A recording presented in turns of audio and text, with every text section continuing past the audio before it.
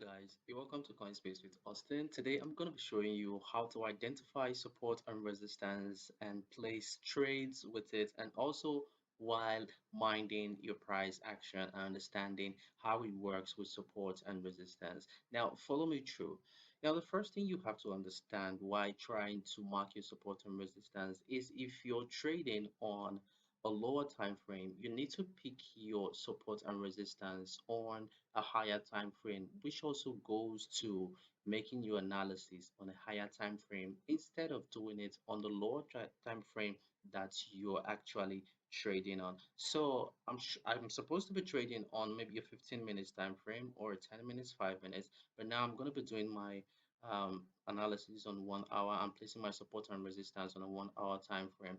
So now for me to identify my support and my resistance, I'll have to look for a swing low and a swing high, which is the point where the market came down the most, which is the point where the price came lowest the most, and the point where the price went upwards the most. Now, those are the points where I'm going to pick as my support and resistance respectively. You can see that it is not all that difficult. It's just for you to understand the concept of it. So I'm going to draw a line now indicating my support and my resistance.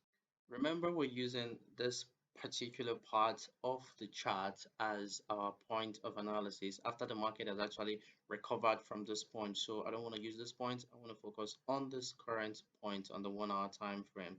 So now I'm going to pull up a line like I earlier said. So this is the lowest low in this particular region. So I'm going to pull up my support, put my support here. Now this is the point of my support, and I'm going to come look for the high, and I'm going to place my support on the highest position here. So at this point, this is my support and this is my resistance. Resistance and support. Let me take the color of my support to about red. Yes, so this is my resistance and this is my support at this point. You can see now that the market is moving within the support and the resistance point.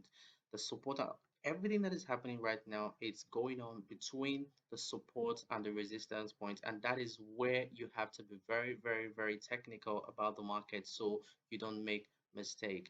Now, how do you identify a definite support point and a definite resistance point is what I'm going to tell you right now. Because most times when the market moves from your support to your resistance, it might not really hit your resistance and bounce back. Now, that is the trick. You need to know when the market is making a fake breakthrough. Now, if you check this point of support, the market moved up and then hit the point of resistance where the market already was resisted for the first time and then the second time. So the market then came down again and is still moving within the bandwidth of the support and the resistance. But then most people would think that because the market has hit this point, it is going to come down. Yes, ideally that is what it should happen, but it doesn't always happen like that. Like it hit this point and it's going around within the space, making a range. Now, but most times it's not like that, and I'm going to show you why. Let me pull up a line again so you actually see what I'm talking about right here. Now, I'm going to pull up a line here like this. Uh, Now, most times when the market goes from here to here, it does not outrightly bounce back.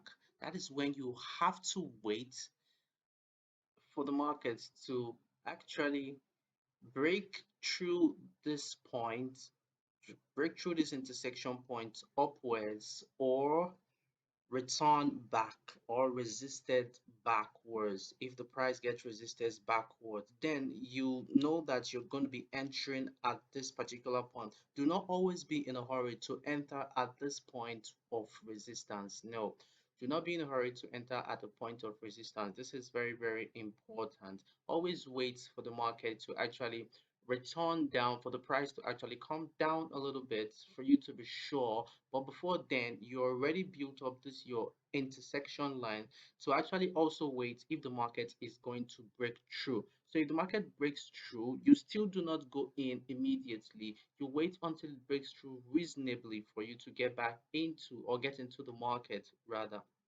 So for you to wait for the market to come down, you have to identify the particular point, not on the point of rejection. No, but a little bit away from the point of rejection, which is the resistance itself. So, like I said, the market does not always necessarily hit your support and then hit your resistance and come down to your support again.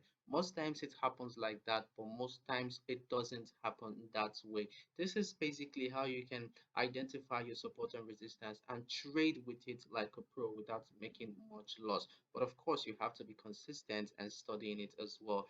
Remember, consistency is key. Remember that. It's very important. So thank you for being here. And this is Coinspace. I am Austin.